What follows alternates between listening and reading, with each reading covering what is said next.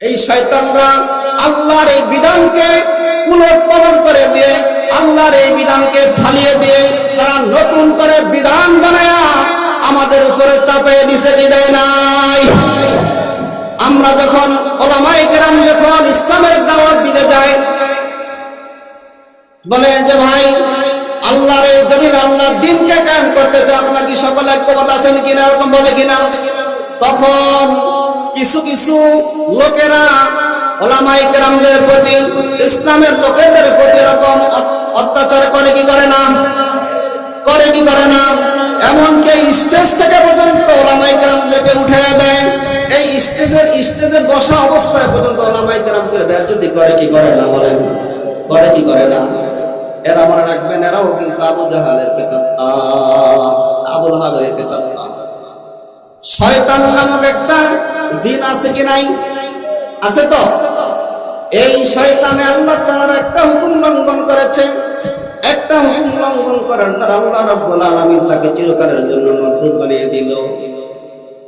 কিন্তু একটা কথা মনে রাখতে হবে, তিনি চিরস্থায়ী জাহান্নামী।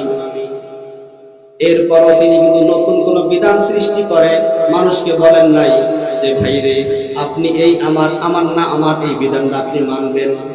কারণ এই পৃথিবীতে দল হইল কয়টা? এই পৃথিবীতে দল হইল দুইটা, একটার নাম হিজবুল্লাহ, একটার নাম হিজবুশ শয়তান। বলেন, একটার নাম কি? হিজবুল্লাহ, আরেকটার নাম কি? হিজবুশ শয়তান। শয়তানের দল একটা আর আল্লাহর দল একটা।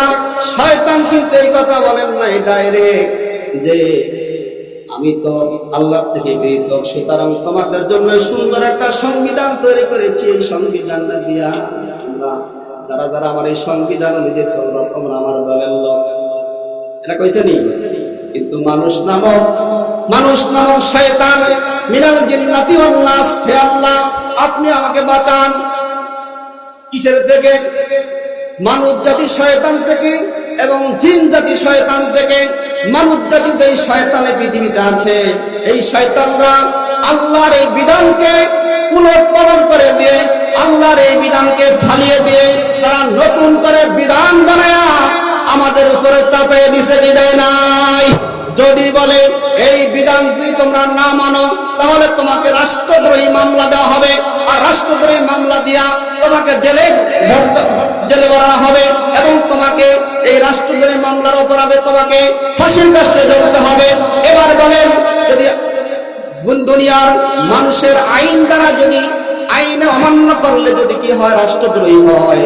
আল্লাহর আইনের অবাধ্য হলে, আল্লাহর আইনকে না মানলে কি দ্রোহী? আল্লাহ দ্রোহী। কি দ্রোহী? আল্লাহ দ্রোহী যদি কোনো মানুষ হয় তাহলে সে যাবে জাহান্নামে। আর মানুষের রাষ্ট্রদ্রোহী যদি কোনো মামলা হয় তাহলে সে যাবে জেলখানা। তাহলে জেলখানা বড় না জাহান্নাম বড়? জাহান্নামে কি আমরা যেতে চাই? আল্লাহ রাব্বুল আলামিন কবুল করেন। আমিন। দেরি দয়া আছে